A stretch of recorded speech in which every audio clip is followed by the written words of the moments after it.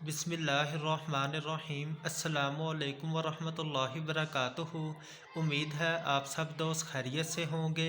दोस्तों, आज मैं आपके साथ मैदा की तजाबियत, मैदे की गैस, जलन और कब्ज़ का बेहतरीन इलाज शेयर कर रहा हूँ।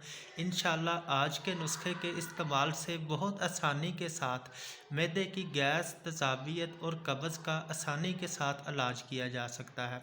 दोस्तों, ये अरके सौंफ है और अरके गुलाब, आपने दोनों किसी भी अच्छी कंपनी के खालस अरक ले लेने हैं और आधा चम्मच, आधा कप सुबह और आधा कप दोपहर, आधा कप शाम को 3 टाइम आपने ये दोनों अरक इस्तेमाल करने हैं।